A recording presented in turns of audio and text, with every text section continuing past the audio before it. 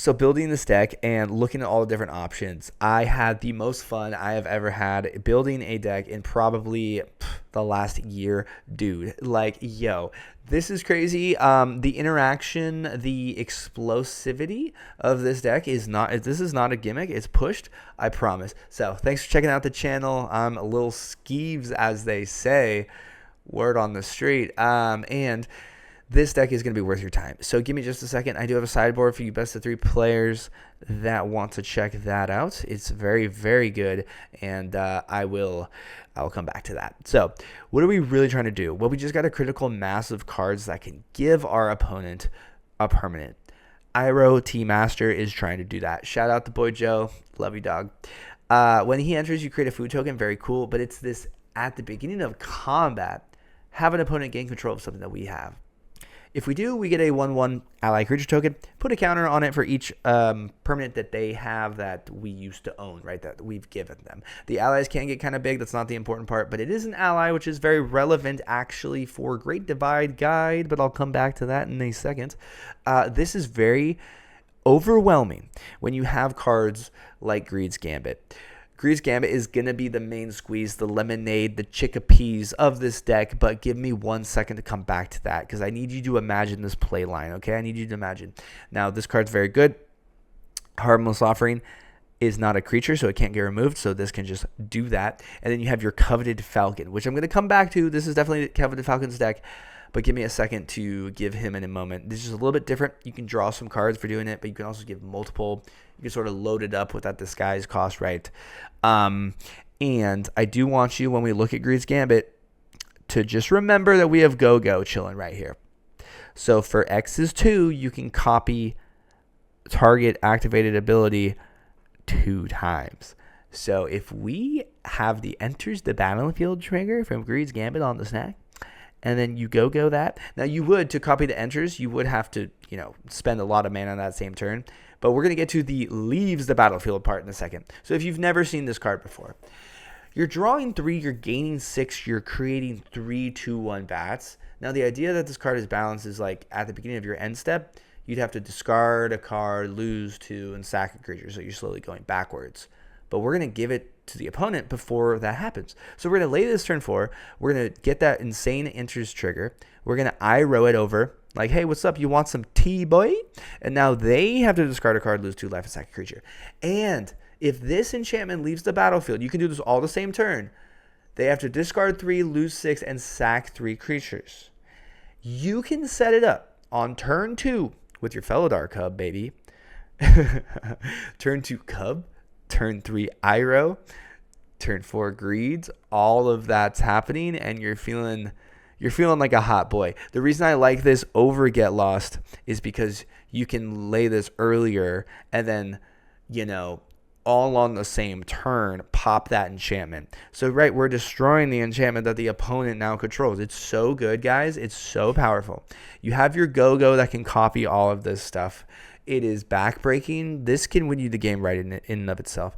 Now, you also, if you are sticking around, I promise this is going to be worth your time. Even forward, there's a lot to talk about. Marina, Vendrell's Grimoire. When it enters, you draw 5 cards. This is very good. Drawing 5 is very, very good. It has all those lines of text. It's the last few or the last couple. When you lose life, you discard that many cards. Then if there are no cards in your hand, you lose the game. So the idea is like you draw a bunch of cards, but then if you start to take damage and you lose all the cards that are in your hand from taking that damage, you're just done for. So if we can give this to our opponent and then swing with all of our flyers or a bunch of ally tokens that we're making, we even have more falcons, and we even have some more stuff going on I'll talk about in a second.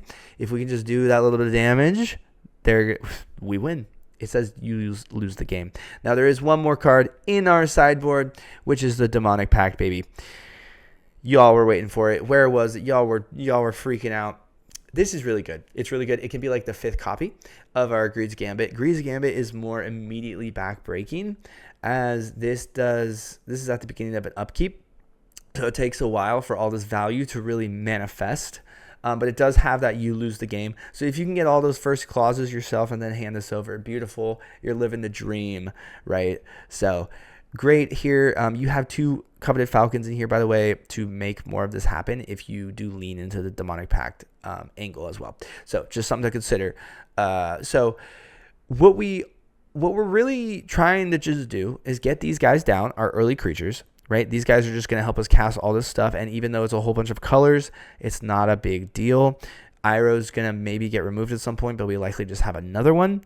Maybe we do have to eat one of the end step triggers ourselves as we wait to lay our another Iroh after we cast this. But we could also just like bring back Iroh with an indestructibility counter, which could be pretty cool. This can also remove the Greed's Gambit from the field with that middle clause, giving us some board presence with the rabbits, all of that. So that's kind of cool. But really, you don't have to completely rely on this. You could just get up to like your bigger cards, maybe go the Marina thing. Once you've cast this, you can find all of your cards. Once you get one Greed's Gambit or your Marina, you're feeling great. There's also a couple other crazy win cons. I talked about Gogo just being backbreaking, but you have your Doppelgang. Making copies of Greed Gambits is absolutely insane. And then after you Doppelgang, you can Coveted Falcon and give all the copies of Greed Gambits all at once with the disguise. You would have to have a lot of mana for that, but it does give justification. The other reason also that we're playing this card is because you could do the Offspring too, and you have nothing better to do, which could help us set up for these larger plays. But that does come with experimentation. I think I have to do a little bit more experimenting, but you also just want a lot of mana for Gogo as well. If you can get one of this, it's just oof. So we have a little bit of interaction and stuff. One get loss, as I mentioned, which could hit our opponent's stuff, which is just great. Detect Intrusion, right? Because you can 1 mana cast this with these boys to cast that, which is great. A Spell Pierce, super good. Boomerang bases can bounce your Greed's Gambit. If you didn't know, back in the day, you would have like your nowhere to runs in the main board or in the sideboard, but nowhere to run is now illegal. But you could see that that's really good. But then I thought, hey, I don't really want to bounce it really. I just want to give it to the opponent and start doing that because that's the angle of the deck. And also, you just need this critical mass of stuff with what we have to make this work. It's 5 colors. There's a lot of crazy combo stuff going on. So I think 1 is fine. And this is just here to buy us some time and gain us a little bit more life. We do need time in this deck to set things up, but it's really not that much. This is a turn 3, turn 4, boom, bam. It's just a matter of drawing that stuff. And with your 4 Multiversal Passages and your 4 Fabled Passages, you're in business. You're not really worried. So I'll talk about sideboard now. And if you're enjoying this, please give the video a like, leave a comment, say, hey, you cool deck, bro. It's friggin' sick guy. The normal comment that you type all the time.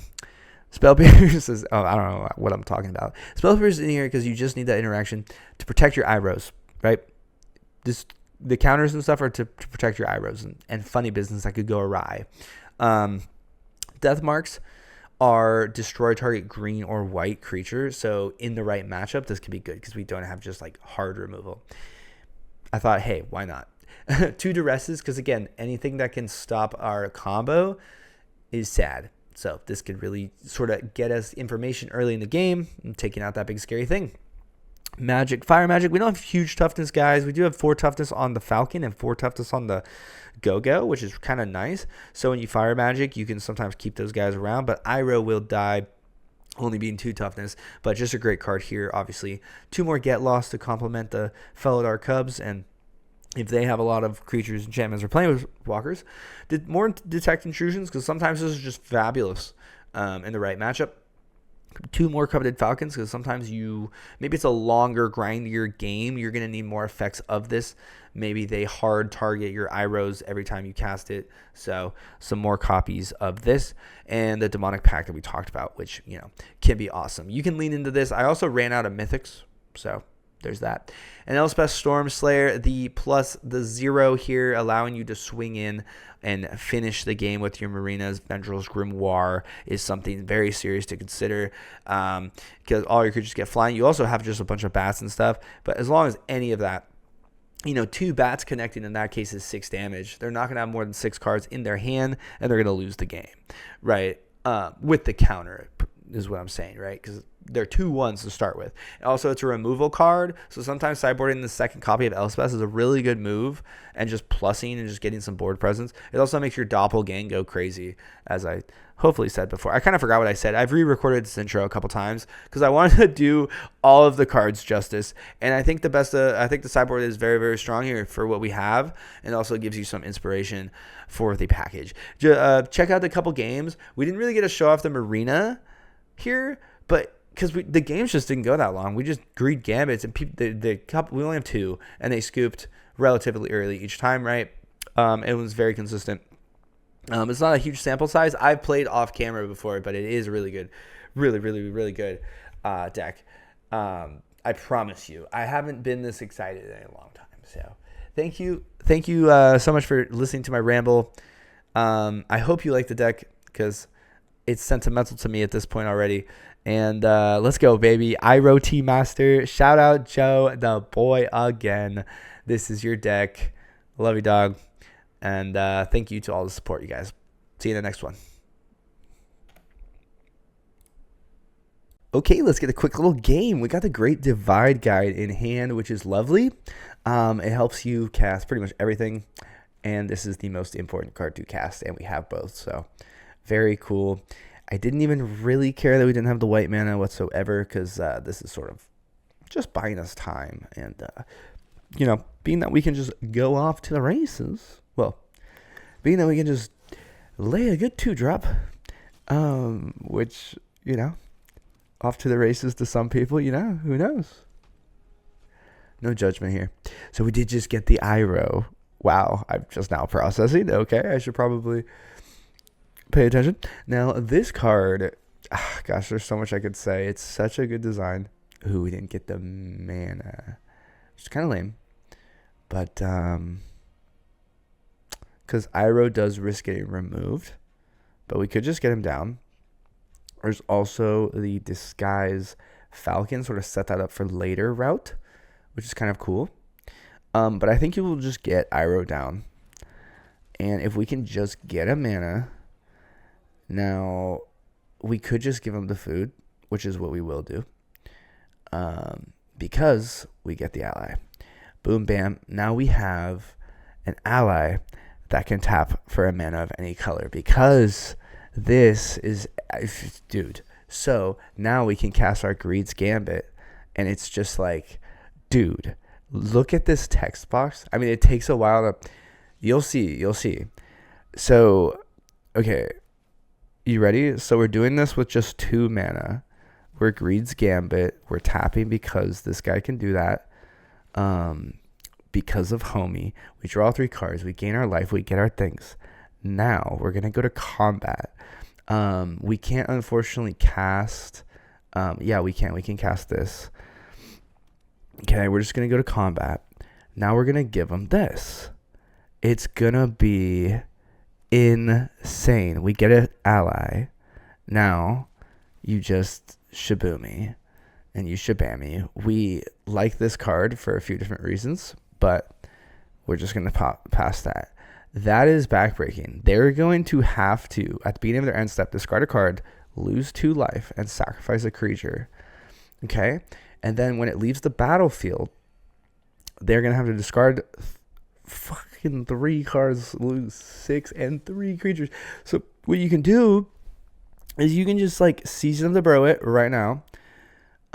Its controller draws a card, so they will draw a card still. It's not owner, which would be really saucy with that middle mode. And they tapped our stuff down. Okay, I should probably pay attention. The Tiley, okay. And they're doubling up the triggers. Okay, very awesome. Okay, and they're getting the 2 guys. And now that they have their divide, those guys can tap. Okay. But they, yep. Get wrecked, boy. Okay, so you ready for the second Greed's Gambit? Freaking A, dude. I think it is time, mate. It's so crazy, dude. That's so crazy, dude. What? Okay, so what? Wow. So I still have the ability. It's just at the beginning of combat on your turn. And you get a counter for each permanent. So the friggin', if they don't sacrifice that food token, which does cost mana to do, right? It costs 2 mana. Some people aren't going to want to do that. They're going to have 3, right? So they're going to get 3 counters. These are tapping for mana. We're getting bats. Dude, this is really strong. This is like backup mode. Like, it's not as good. I'm still experimenting with a number of copies, in fact.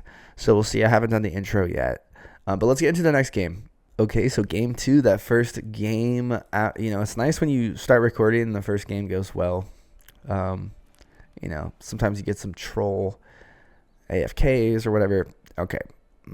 Probably,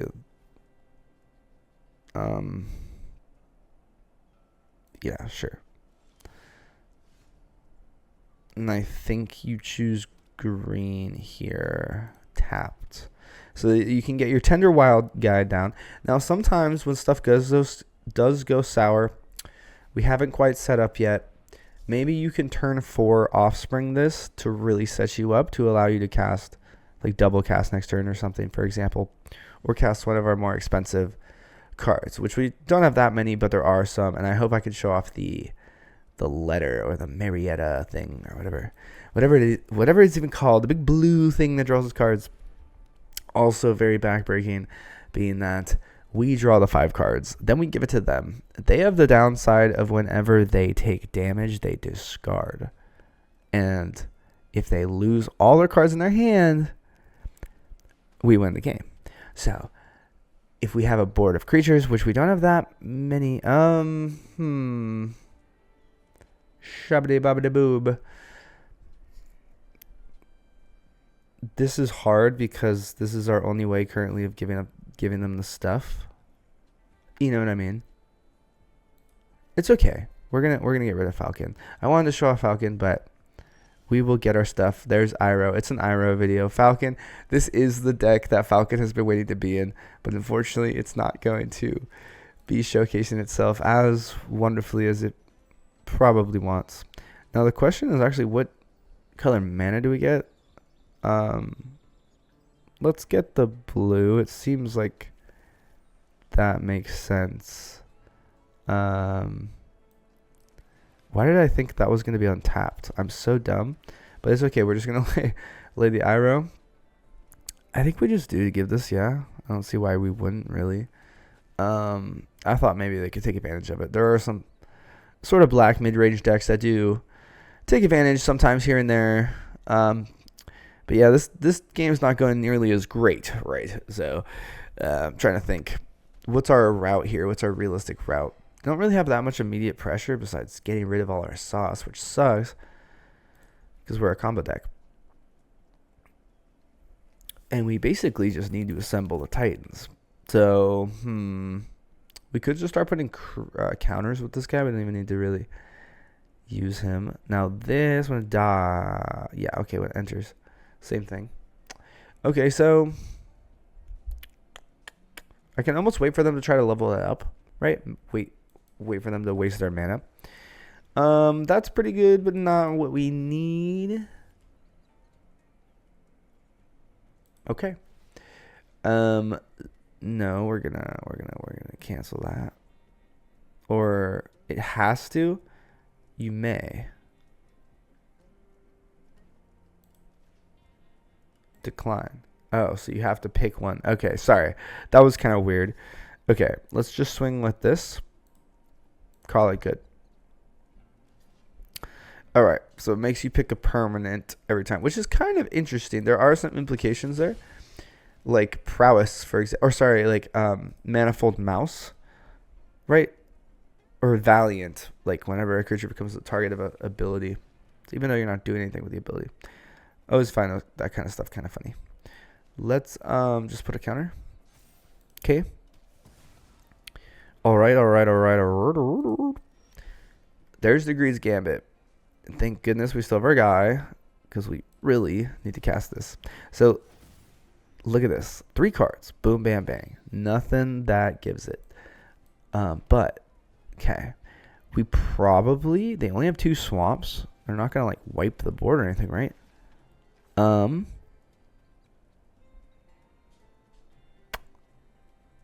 Yeah.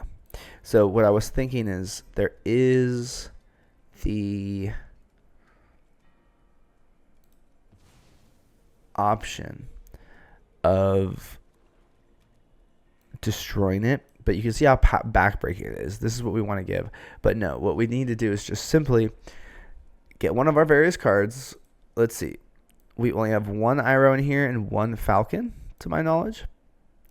So that means we have 2 more Falcons. The Harmless Offering. And 3 more Irohs. Okay? So that is 6 more cards. 6 cards out of 43. Pretty decent odds, in all honesty. And there is the Iroh. Right when you need the Iroh. You don't even need card draw on the deck. It's so silly. Yo, dude. Look at that. Get the 3/3. Look at that perfectness there. We're going to keep this. We don't want to pop it. Just give them stuff. We get more allies. Wow.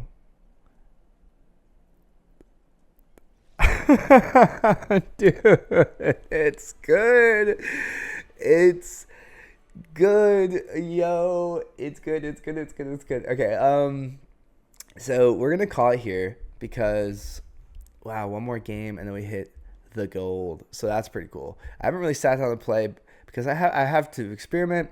This is the first deck where I'm like, I'm going to sit here and I'm going to go straight to platinum, bro. So, and then we'll get back to Mythic. Not this set. Hopefully by the next standard when they reset the stuff for Arena or whatever for the next set. Whenever that is. I just realized I wasn't holding the mic very close. So hopefully, I don't know how loud I really need to talk sometimes. But very cool. Thank you so much for coming on out this fine evening. I love you guys. I'll see you in the next video, hopefully. Don't forget to like it. Don't forget to subscribe. Leave a comment. Tell me what's up. What do you think of the deck? How could I make it better? And are there any other like Greed's Gambit or Demonic Offering, Demonic Pact rather, type of cards that I'm missing, right? So let me know, and I'll see ya. See you around.